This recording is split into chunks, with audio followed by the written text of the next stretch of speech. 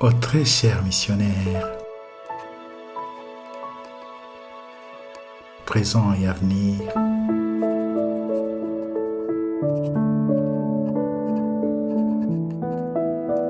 de la Société des Saints François Xavier pour les missions étrangères. Il nous faut cependant alimenter continuellement cette vie surnaturelle à travers tous les exercices de piété que nos constitutions prévoient et d'autres encore que des circonstances déterminées pourront nous suggérer. N'omettons jamais notre méditation quotidienne, la lecture spirituelle, la visite au Saint-Sacrement, la confession toutes les semaines si possible, la prière du Saint-Rosaire, l'examen des consciences particulier et général, la retraite annuelle et la récollection mensuelle, ou au moins l'exercice de préparation à une bonne mort. Que Jésus présent dans le Saint-Sacrement, pour qui nous sommes prêtres et apôtres, demeure toujours au centre de nos pensées et de nos affections.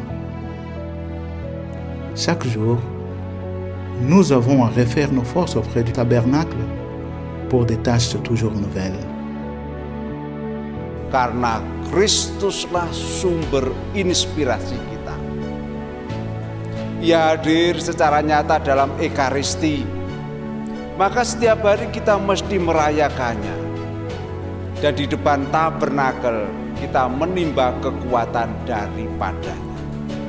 En plus de cela, cultivons en nous une dévotion pleine de tendresse à la Vierge Immaculée, Reine des Missions, à son très chaste époux Saint Joseph, protecteur de l'Église universelle, aux saints apôtres et à Saint François Xavier, notre grand patron. Il ne doit pas nous arriver de négliger notre propre sanctification au moment même où nous nous occupons de la sanctification des autres. Cela arriverait sûrement si nous n'alimentons pas au jour le jour notre esprit à travers ces puissants moyens de sanctification. Se uno si stacca dalla sorgente, inaridisce. Un fiume che dimentica la sorgente inaridisce. E nessuno può dare quello che non ha. Négliger nos exercices de piété et perdre par là même tout intérêt pour les choses d'en haut, tout enthousiasme pour le bien et toute force de résistance contre les tentations ne font qu'un comme nous l'enseigne l'expérience. J'aime Jésus, disait saint Alphonse de Liguori, mentionné plus haut, et je brûle par conséquent du désir de lui conquérir des âmes, la mienne en premier lieu, et puis un nombre infini d'autres âmes. Voici la règle à suivre. Mon Seigneur Conforti est notre Père à nous tous en tant que Xavérien.